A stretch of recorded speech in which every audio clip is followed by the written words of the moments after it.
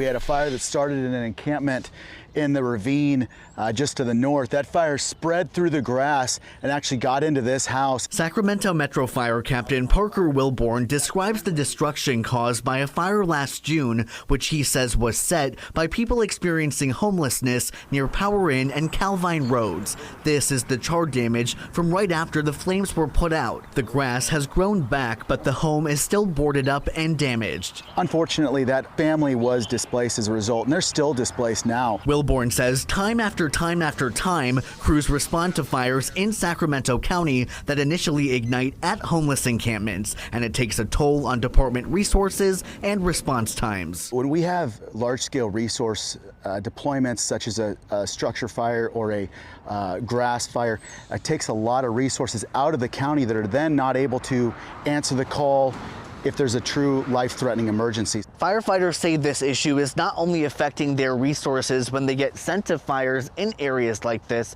it's also impacting the systems already in place meant to help battle fires before they get there. Wilborn says some unhoused individuals will use valves meant to maintain water pressure to a building's sprinkler system when it's activated during a fire so they can bathe and wash their clothes. The same can be said for other fire suppression systems, such as hydrants. It makes it challenging for us to come in then and potentially extinguish those fires or utilize that equipment if it's been tampered with. These problems that we're facing are having a direct impact on our ability to provide service. We know that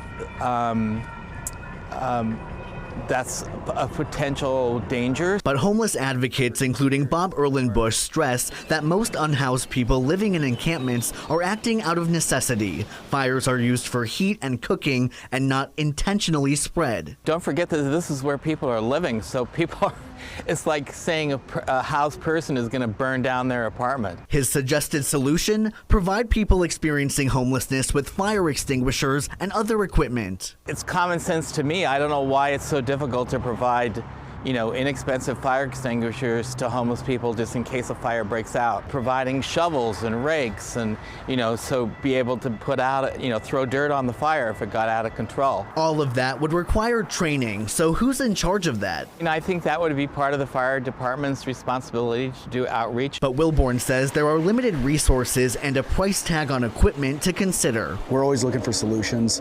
If this is a viable solution, there is a dollar associated with it, so it's whether or not the taxpayers can stomach that. But his primary problem is the effectiveness of fire extinguishers, given that many encampment fires flare up in fields with a lot of dry grass. That fire very, very, very quickly can erupt, and it will not be a fire extinguisher that puts that fire out. It's going to be the fire department's resources that are going to have to put that fire out. This is no doubt a complex issue that will need a complex solution. Erlenbush says advocates are ready to work on something in the short term, but permanent prevention will only come when there's affordable housing for all. If you're not going to provide enough housing, enough shelter for people, and you've got 7,000 people outside who are trying to just to survive, you're going to have, unfortunately, these kinds of incidents happen. Reporting in Sacramento County, Orko Manna, KCRA 3 News.